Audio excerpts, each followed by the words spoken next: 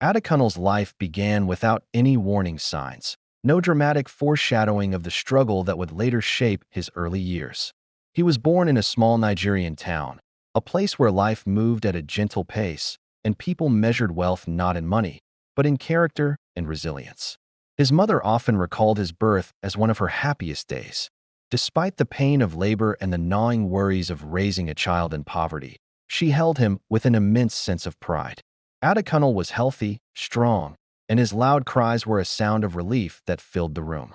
There was nothing unusual about him, nothing to cause concern or hint that his future would be marked by a hardship far beyond the ordinary struggles of daily life. His parents were poor, but incredibly hardworking. His father took on small jobs wherever he could find them, repairing tools, helping on nearby farms, running errands for others. His mother sold food items at the local market, her days long and tiring. They lived in a modest house, its roof leaking during the rains and its walls showing cracks of time. But it was a home filled with discipline, prayer, and an unwavering hope for a better tomorrow. From a very young age, Adekunle learned the true meaning of endurance. He walked long distances to school, often with no shoes on his feet, carrying books that were already worn and passed down from older children. He was a quiet boy, but deeply observant. He was respectful, but carried a quiet determination that you could see in his eyes. His teachers noticed this seriousness and often praised his incredible focus in class. His parents, despite their own hardships, dreamed big for him. "He will go far," his father would often say with conviction. "He will not suffer like we have," his mother would add, wiping sweat from her brow after a long, grueling day at the market. And Adekunle, he believed them. He held onto their words like a promise. As a child, his life was simple and joyful. He played football with his friends, their laughter echoing as they ran freely through the dusty roads. He was just another boy, innocent, hopeful, and completely unaware that life could pivot and change in a single, fleeting moment. Back then, his body carried no burden. His steps were light. His future felt like an open road, full of possibilities. No one, not even Adekunle himself, could have known that one ordinary afternoon was about to alter the course of his entire life, forever. As Adekunle grew, his dreams grew right along with him.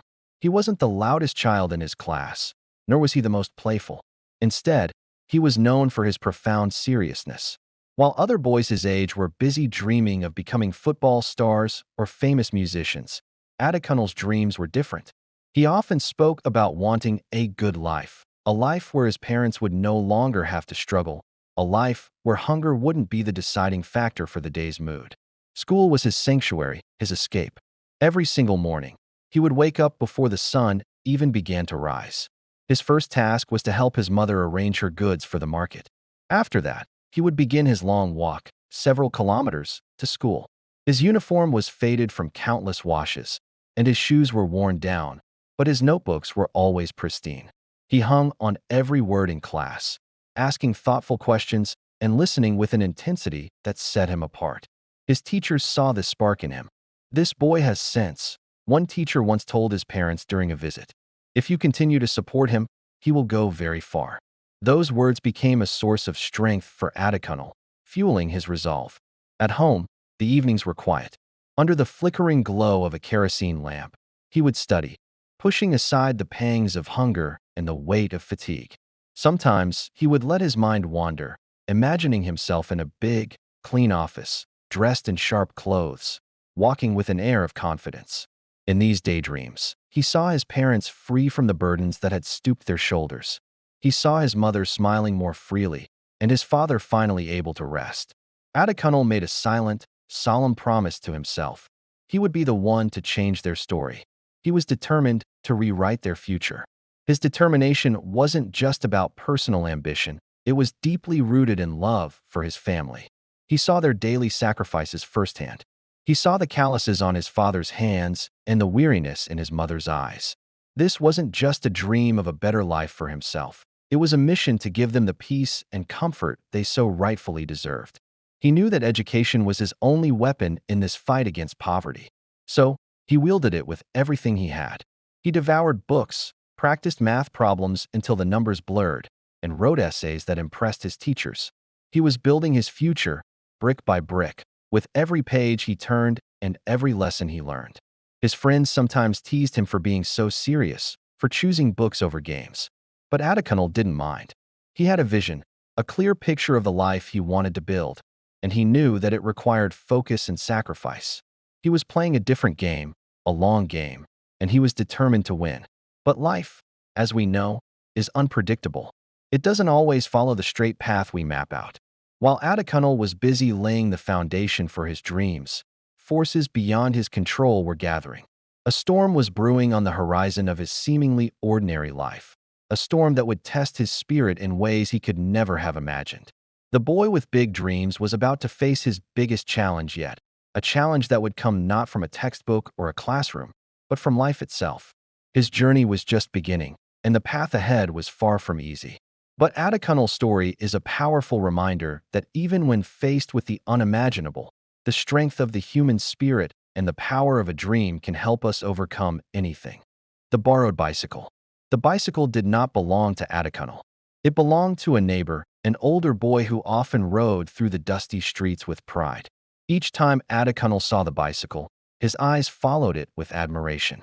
To him, it was not just metal and rubber, it was freedom, speed, and a glimpse of a life moving forward. One afternoon, under the hot Nigerian sun, the neighbor noticed Adekunle staring. "Do you know how to ride?" he asked casually. Adekunle hesitated, then nodded. He had tried once before, wobbling and falling, but the excitement never left him. The neighbor smiled and handed him the bicycle. "Just go small. Don't go far," he warned. Adekunle's heart raced as he held the handlebars. He pushed off gently, feeling the wind brush his face. For the first time in a long while, he felt light, like his problems were far behind him. He rode slowly at first, then gained confidence. His legs pedaled faster, laughter escaping his lips. Children watched him pass, cheering. In that moment, he felt unstoppable, but excitement can make one forget caution. As Adekunle turned a corner, a stone hidden in the dust caught the front tire. The bicycle shook violently. Before he could react, he lost control. The crash was sudden. His body hit the ground hard, pain shooting through him. The bicycle clattered beside him. Neighbors rushed over, lifting him up, brushing dust from his clothes. "You're lucky," someone said. "No broken bone." Adekunle nodded, wincing but relieved. Apart from bruises and embarrassment, he seemed fine. He returned the bicycle, apologized repeatedly, and walked home slowly. That night, his body ached, but he slept. No one knew that beneath the surface, something had gone terribly wrong. Something that would change Adekunle's life in ways no one could imagine. The accident. The next morning, Adekunle woke up feeling heavier than usual. At first, he thought it was just the effect of the fall. His muscles were sore, and his body felt stiff. His mother noticed the way he walked slowly across the room, his steps cautious. "You fell hard yesterday," she said. "It will pass." Adekunle believed her. He went about his day, helping at home and later heading out to meet friends. But as hours passed, the discomfort refused to fade. Instead, it grew, subtle at first, then troubling. He felt an unusual swelling and pressure that made movement uncomfortable. By evening, fear crept into his heart. He told his parents, and his father examined him with concern. There was no bleeding, no obvious wound, nothing dramatic enough to cause panic. In their village, injuries from falls were common, and people healed without hospital visits. "We will watch it," his father decided. "It may go down." Weeks turned into months, and I couldn't shake off the changes happening to my body. What started as a bit of discomfort from that bicycle accident was now something bigger, something I couldn't ignore. Every step felt heavier, and I moved with more caution than ever. I found myself favoring one side when I walked, twisting my body to dodge pain or just to feel a bit more comfortable. Simple things became real challenges. Running to school, carrying my books, or even just sitting for a long time. Forget about it. At first, I tried to brush it off, convincing myself it was just a phase that would pass with some rest or the herbal remedies my parents made for me. For a little while, those mixtures seemed to help. The swelling would go down, and I'd feel a flicker of hope. But then it would come back, often worse than before. I started wearing loose, oversized clothes. My shirts hung on me like tents, and my pants were baggy. I just didn't want anyone to see what I was dealing with. At school, I'd walk with my head down, trying to avoid the stares from classmates who would whisper or snicker as I passed by. I stopped playing football with my friends, sitting out during games. I used to be the kid who was always running around, full of laughter and energy. Now, I was careful, quiet, and withdrawn. My parents noticed the change, of course, and they were worried. They kept telling me to be careful, to take my herbs every day, and not to push myself too hard. I followed their advice, but deep down, I knew this wasn't just a temporary thing. Something was off, and the herbs could only do so much. There was fear too, fear of being judged, fear of shame, and fear of the unknown. What if no one could fix this? What if it was forever? So, I lived quietly with these first signs, trying to carry it all in silence. But the burden was getting heavier, both on my body and in my heart. At home, the air was thick with worry. My parents had always struggled to make ends meet, but now a new fear weighed on them, the fear of not being able to help their son. My father, a quiet and strong man, would spend hours pacing our small, dusty yard. He saw me getting slower and heavier each day, and he watched the swelling persist despite all the herbs. But the reality of our situation was tough. Hospital bills were something we couldn't even dream of, and just getting to a decent medical facility felt impossible. My mother, tired from long days at the market, would sit silently at the doorway, twisting the edges of her wrapper. She watched me struggle, and I could see the helplessness in her eyes. Tears would well up when she thought about the cost of modern medicine, knowing that every naira spent could mean we'd go without food or school fees. "We'll keep using the herbs," she'd say softly one evening, trying to convince herself more than anyone else. "It may help at least for now." I listened quietly. I knew the herbs weren't a real solution, but I also understood how impossible our situation was. I never complained. I didn't demand treatments we couldn't afford. Instead, I followed their instructions, drinking the bitter mixtures every day, silently praying they'd make a difference. At school, I did my best to keep up appearances. My oversized clothes helped hide the changes, and my quiet nature kept curious eyes away. But every single day, the burden grew heavier. It wasn't just the physical strain anymore. It was the knowledge that the help I really needed was completely out of reach.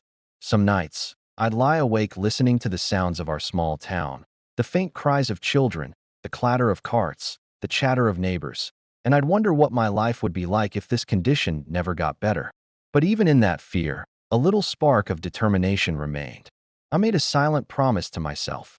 One day, somehow, I would find a way to be free from this. I couldn't see how yet, but the thought of giving up never crossed my mind. Even in a home stretched thin by poverty, hope was still there.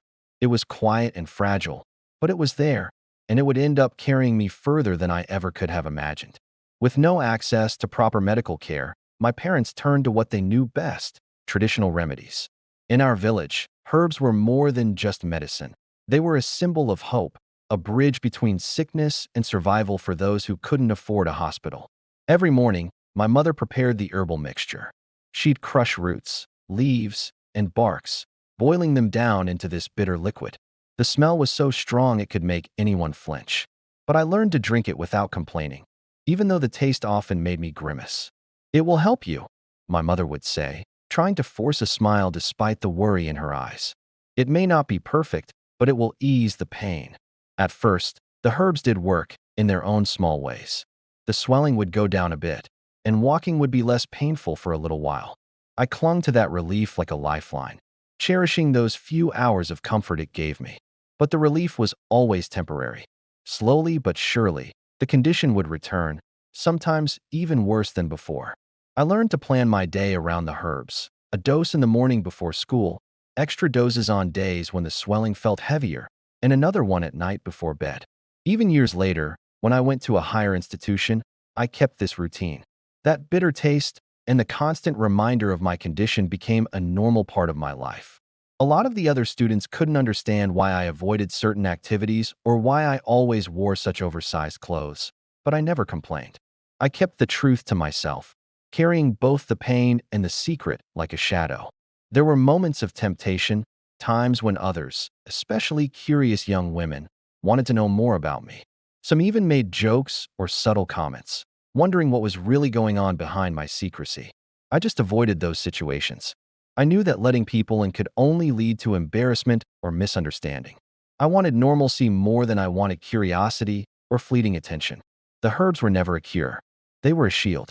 They allowed me to move, to attend my classes, and to live something that looked like a normal life. But deep down, I knew that real freedom, real healing, would only come from modern medicine. And so I endured. I waited quietly, patiently, preparing myself for the day I could finally escape this burden. As I grew older, the little relief the herbs offered started to fade. The swelling, which had once been manageable, was now increasing steadily. It made moving more difficult with each passing day. Walking became a major challenge. Simple things, like climbing stairs or carrying my books to class, required careful planning. My friends started to notice my slower pace. They saw how I'd sometimes pause to adjust my clothing or how cautiously I moved through crowded hallways. They'd ask if I was okay, and I'd just smile politely, never explaining the truth. The secret was heavy, and the fear of judgment kept my lips sealed. The physical weight was one thing, but the emotional weight was something else entirely. Every day was a battle against my own body. The feeling of being trapped, of being different, was relentless. It wasn't just about hiding the physical condition. It was about hiding the sadness, frustration, and loneliness that came with it. There were so many times I wanted to join in, to be spontaneous, to live freely like everyone else. But I couldn't. Every decision was filtered through the lens of my condition. Can I walk that far? Will I be able to stand for that long? Will my clothes hide everything? It was exhausting. This growing burden shaped my personality. It made me more observant, more introverted, and incredibly resilient. I learned to find joy in quiet things, in activities that didn't require much physical exertion.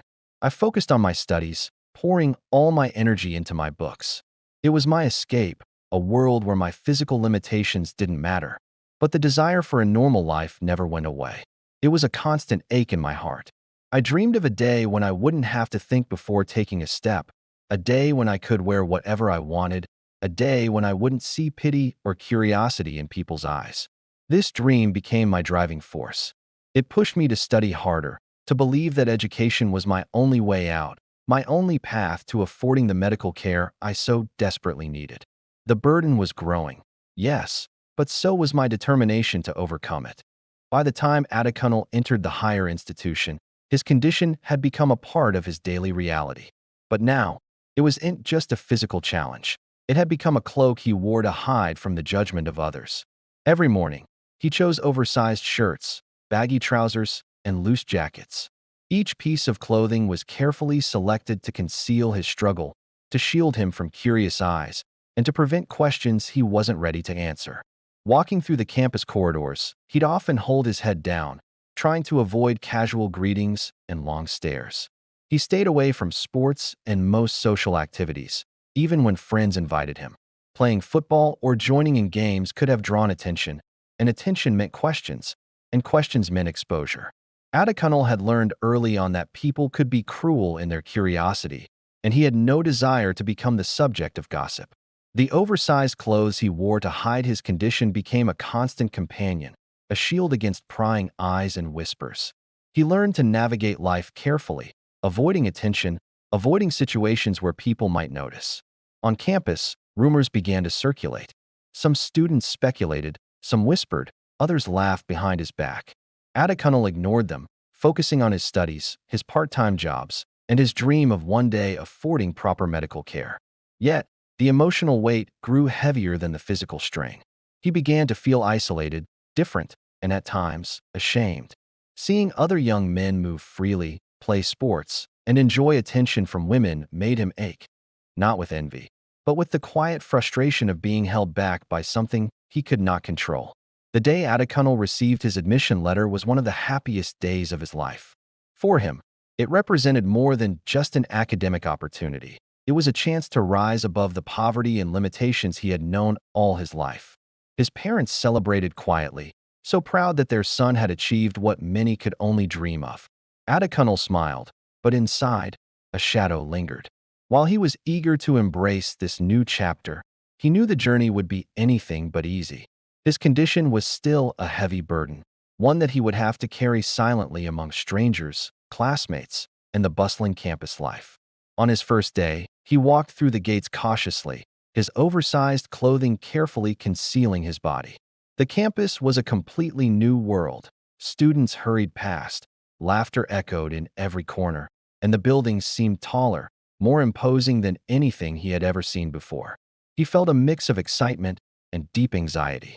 Dormitory life brought its own set of challenges. Roommates were curious, sometimes intrusive. Adekunle was always polite but reserved, avoiding close contact and sleeping on the very edge of the bed to maintain distance. He quickly learned to navigate conversations and social interactions with extreme care, sharing just enough to seem friendly without revealing too much about himself. Classes were another hurdle. Sitting for long hours, moving between lecture halls, and participating in group activities all required careful planning. He timed his movements, chose the less crowded paths, and avoided any situation where physical activity might draw unwanted attention. Despite this constant state of caution, Adekunle excelled academically. His focus and discipline impressed his lecturers, and his dedication earned him respect in class, even if his peers didn't fully understand the reason for his quiet demeanor. Yet, his social life remained a struggle. Invitations to parties, sports events, or casual outings were almost always declined. It wasn't because he lacked interest, but because he feared exposure. Even when curious peers whispered questions or made jokes, Adekunle would just smile politely and walk away, retreating further into his carefully constructed world. Despite his isolation, he did not let his academics suffer. He studied diligently, worked part-time to support himself, and focused on a single, unwavering goal. One day, he would afford the surgery that would restore his life. But the emotional toll was heavy. He longed for companionship, for the normal friendships and interactions that others seemed to enjoy so effortlessly. Seeing his peers move freely, socialize, and form relationships brought both a deep longing and a sharp frustration. Adekunle knew he was different, and he was painfully aware of how much his secret separated him from the world around him. Sometimes, the loneliness felt unbearable. He would sit quietly in his room at night, staring at the ceiling, wondering when his life would truly begin. Curiosity and temptation came too. Some young women made advances, driven by gossip or a playful interest, wanting to see if the rumors about him were true. Adekunle avoided every single situation. He didn't want fleeting curiosity, attention, or intimacy born from gossip. What he truly wanted was freedom, the simple ability to live normally, without hiding behind layers of clothing or a wall of excuses. Despite the growing burden, Adekunle remained determined. Each day, he took the herbal mixture his family had sourced, faithfully, even when it tasted bitter. He disciplined his body and mind, enduring the discomfort with a quiet patience. He knew that the real solution lay not in avoidance or temporary remedies, but in the hope that one day, he could afford the surgery that would finally set him free. Life had become a balancing act between endurance and hope. And although the burden was incredibly heavy, Adekunle refused to let it define him. His dreams, his ambitions, and his courage remained perfectly intact. He reminded himself daily that hiding was temporary, that patience and hard work were the keys to his freedom. One day, he promised himself he would walk freely again, without fear, without shame, and without hiding behind layers of fabric. For now, he survived in silence, carrying his burden carefully, balancing his hope against the reality of a world that did not yet know his struggle. His story is a powerful reminder that sometimes the heaviest burdens are the ones we carry in secret. It's a testament to the strength of the human spirit in the face of silent struggles. If you or someone you know is dealing with a hidden burden, whether it's physical or mental, please remember that you are not alone. Reaching out for help is a sign of strength, not weakness. There are resources and people who want to support you. Through it all, he remained determined. He knew that his current life was temporary, a bridge to a future where he could finally walk freely, unburdened and confident. And so, he carried on, studying, working, and saving, each day bringing him one step closer to the freedom he dreamed of. Rumors and temptations. Life on campus was not easy for Adekunle. Even though he excelled academically and quietly earned respect from his lecturers, the whispers and rumors among students began to grow. People noticed his oversized clothing, the careful way he walked, and the fact that he avoided social gatherings. Curiosity spread like wildfire. Some students joked behind his back. Others made exaggerated claims about why he was always so private. Atakunal could hear snatches of conversation as he passed, and though he tried to ignore them, the whispers sometimes pierced his heart. At the same time, there were moments of temptation. Some young women, curious and mischievous, approached him, wanting to know more about the secret he guarded so carefully. They asked playful questions, tried to get him to reveal himself, and even laughed about it with friends. Atakunal, understanding the danger of exposure, politely declined every interaction. It was not that he lacked interest in companionship or friendship. On the contrary, he longed for normal connection, for someone who could understand him without judgment. But the thought of ridicule or misunderstanding always outweighed the desire for attention. Even simple acts of affection or curiosity from peers became complicated. Atakunal learned to navigate his social life with care, smiling when necessary, speaking when required, but always keeping a safe distance. Every interaction was measured, calculated to prevent anyone from discovering his secret. Despite the rumors and temptations, Atakunal's focus never wavered. He threw himself into his studies, part-time work, and saving for the one thing he knew could change his life forever: surgery. The whispers could not shake him. The playful curiosity of others could not deter him. Deep down, Atakunal believed that one day he would step into the world fully, without hiding, without shame, and without fear. Even in a world filled with gossip, he held on to hope. Every step, every sacrifice, every cautious decision was moving him closer to a life where he could finally be free, living on temporary solutions. For years, Atakunal's life revolved around temporary fixes. The herbal mixture his parents had relied on since his accident remained his lifeline, though he knew it was only a short-term solution. Each morning, he drank the bitter concoction without complaint, enduring the taste as he reminded himself that it was keeping him moving, at least for now. On campus, he timed his day around the relief it offered. He took classes carefully, avoided long walks when the swelling worsened, and planned his errands to minimize strain. Each step, each movement, was calculated to reduce pain and prevent embarrassment. Despite the temporary relief, the condition continued to grow slowly. The herbs could only mask the problem. They could not heal it. Atakunal was acutely aware that his body's struggle was increasing daily, and the thought of permanent freedom became both a source of motivation and anxiety. Socially, he remained distant. Students' whispers, pranks, and curiosity were constant reminders of his difference. He avoided situations that might lead to questions or exposure, refusing to let temporary attention take precedence over long-term healing. Even interactions with young women, some of whom were curious or flirtatious, were met with careful avoidance. Atakunal understood that his secret could lead to ridicule or misunderstanding if revealed. Rather than risk shame, he focused on saving, working extra hours to one day afford the surgery that would change everything. His life had become a careful balance between endurance and hope. Each day was a test of patience, each decision a step toward freedom. The herbs were not a cure, but they were a bridge, allowing him to survive, learn, and prepare for the day he could finally reclaim his life. Atakunal knew one truth above all: temporary solutions could only carry him so far. If he wanted a real future, he had to fight for it, endure the pain, and wait for the opportunity that would finally set him free. The night of decision. It was a quiet night, and Atakunal sat alone on the edge of his dormitory bed, staring at the dim light of the single bulb above him. The sounds of the campus, a distant party, students laughing in the halls, the occasional horn from the nearby road, felt like echoes from another world, a life he longed to be part of but could not fully join.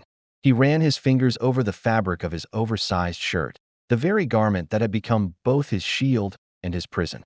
For years, it had hidden his secret from curious eyes, but it could not hide the weight he carried inside. He thought of every day he had walked carefully, every social gathering he had avoided, every whispered joke he had endured. The burden was no longer just physical, it was emotional. That night, something within him shifted. He had tolerated the discomfort, the isolation, and the whispers for so long. He realized that enduring was no longer enough. He needed change. Real change. Permanent change. "I cannot live like this forever," he whispered to himself, his voice steady despite the trembling in his heart. "I will find a way. I will work. I will save. I will fix this." Atakunal began to plan. He would take on more part-time jobs, longer hours of tutoring, any opportunity to earn extra money. He would prioritize his goal above fleeting pleasures or distractions. Every naira saved would bring him closer to the surgery that could set him free. For the first time in years, he allowed himself to feel a flicker of hope, a hope that was no longer just a wish, but a plan. He imagined the day he could walk freely, wear normal clothes, and move without fear of judgment. He imagined a life where he could interact normally with friends, pursue love without hesitation, and step confidently into the future he had always dreamed of. That night, Adekunle made a promise. He would endure the struggle no longer with passive hope. He would fight actively for his freedom. He would reclaim his life. It was a small moment of decision, but it marked the turning point of his journey.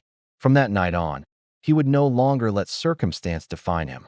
Instead, he would define his own destiny, step by step, naira by naira, until the day he could finally stand tall and free, working beyond limits. The next morning, Adekunle rose with a renewed sense of purpose. The night of decision had lit a fire within him that would not be extinguished. He knew that freedom from his burden would not come easily. It would demand every ounce of effort, every sacrifice, and every moment of discipline he could muster. He began taking on every opportunity for extra work he could find. During the day, he attended classes diligently, absorbing knowledge with the focus of a man determined to secure a better future. In the evenings, he tutored younger students in mathematics and English. On weekends, he helped traders carry goods, ran errands, and completed odd jobs for neighbors, all while carefully hiding his condition beneath layers of clothing. The work was exhausting. There were days when his body ached from the strain, and nights when he fell into bed too tired to eat. Yet, Adekunle did not complain. Every naira he earned was carefully counted, every sacrifice logged in his mind as an investment in the surgery that would set him free. Even socially, he maintained his distance. Parties, outings, and casual gatherings were luxuries he could not afford, not because of money alone, but because his body still demanded care and caution. The whispers and curiosity of peers were a constant reminder of why he needed this surgery. Each day reinforced his determination to succeed, to endure, and to prepare for the life that awaited him on the other side of his struggle. As months turned into years, Adekunle's diligence began to pay off. His savings grew slowly but steadily, and his discipline earned him respect among professors and peers alike. Though the physical burden remained, he carried it with quiet dignity, knowing that each step he took, each hour of work, and each sacrifice brought him closer to freedom. In his heart, he clung to the vision of a day when he could walk normally, wear regular clothes, and live without fear or shame. That vision became his constant companion, a guiding light through exhaustion, doubt, and pain. Adekunle had transformed struggle into purpose, hardship into motivation. The day of his liberation was approaching, and he was ready to claim it. One calculated step, one saved naira, one determined heartbeat at a time. Freedom through surgery. The day Adekunle had dreamed of for years finally arrived. With the savings he had painstakingly accumulated through countless hours of work, he entered a reputable hospital for the surgery that would change his life. The waiting room was quiet, filled with the faint hum of machines and the muted conversations of staff. Adekunle sat calmly, his oversized shirt replaced with a hospital gown, a symbol of the vulnerability and hope he carried. He thought of the years he had endured, the long walks, the herbal mixtures, the whispered jokes, the isolation, and the constant longing for normalcy. When the doctors called his name, he rose, steady and determined.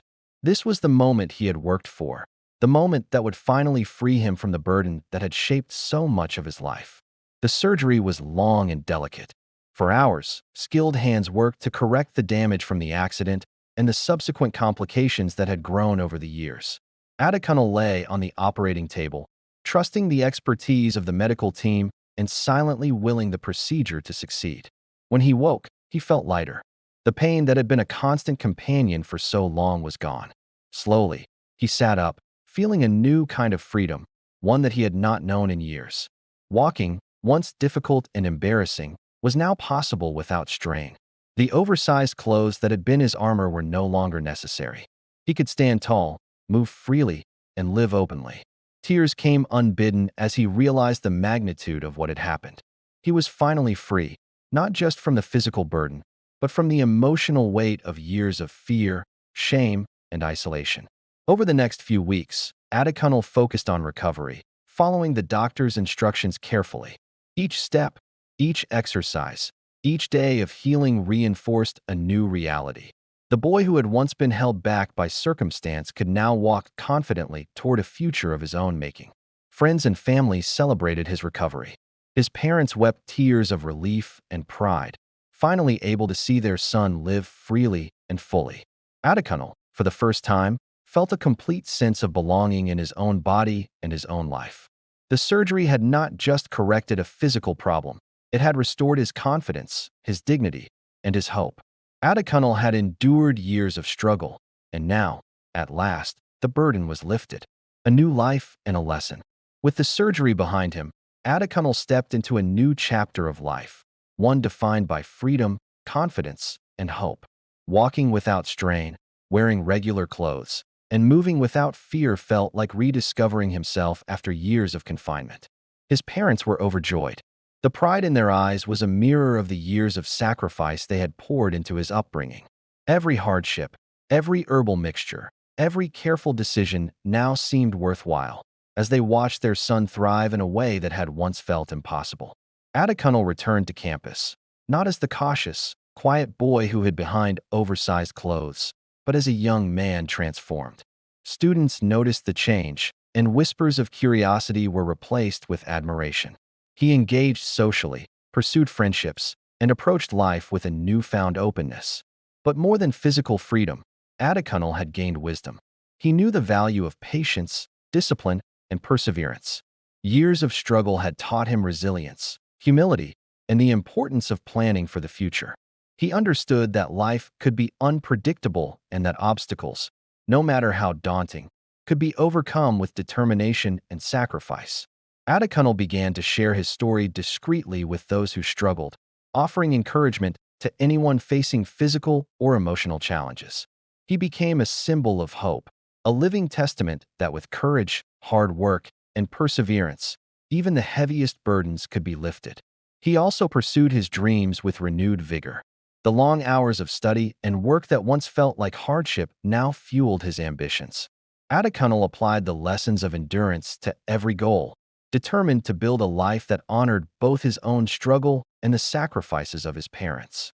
Most importantly, he embraced life fully, without fear or hesitation.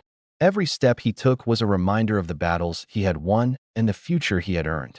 He knew that life would still bring challenges, but for the first time, he felt ready to face them with strength, dignity, and hope. Adekunle's journey had been long, painful, and humbling, but it had also been transformative. He had turned struggle into resilience, pain into purpose, and a life of limitations into one of possibility. And in that transformation lay the ultimate lesson. No matter how heavy the burden, no matter how long the struggle, hope, patience, and determination can create a future brighter than one could ever imagine. Love and a new beginning. With his physical burden finally lifted, Adekunle began to embrace life fully. Freed from the constant struggle and the weight of hiding, he found confidence in himself and in how he interacted with others. His charm, intelligence, and determination naturally drew people toward him. It was during a campus alumni event that he met Chinyere, a young woman whose warmth and kindness immediately captivated him. Unlike others who were curious or superficial, Chinyere looked beyond appearances. She saw Adekunle's character, his resilience, and the quiet strength that had carried him through years of hardship. They started spending time together, initially as friends. Adekunle was honest about his past struggles, the accident, and the surgery. Chinyere listened, her eyes full of understanding and admiration. Slowly, their friendship blossomed into love. Adekunle realized that he had found someone who loved him for who he truly was, not for appearances or temporary curiosity. After a year of dating, Adekunle proposed. Their wedding was modest but beautiful, held in the presence of family, friends, and neighbors who had watched his journey. The ceremony symbolized not just the union of two hearts, but the triumph of perseverance, hope, and resilience. Chapter 18: Fatherhood and Fulfillment. Shortly after marriage, Chinyere and Adekunle welcomed their first child, a healthy baby boy. The moment Adekunle held his son, He felt a flood of emotions, pride, gratitude, and a profound sense of purpose. He vowed to be the father he had always needed, a father who would provide, protect, and guide with love. Parenthood changed Adekunle in subtle but profound ways. The struggles of his past, the patience he had cultivated, and the lessons of endurance now shaped the way he nurtured his family. He ensured that his son grew up surrounded by love, guidance, and encouragement, teaching him that no obstacle is insurmountable. Adekunle and Chinyer's marriage continued to flourish. They celebrated milestones together, supported each other through challenges, and created a home filled with laughter, understanding, and mutual respect. For Adekunle, the journey from pain and limitation to love and family became the ultimate reward, a testament to the power of perseverance, honesty, and hope. Through marriage and fatherhood, Adekunle realized that the true measure of life is not in the struggles we face, but in how we rise above them, and in the love and legacy we leave behind.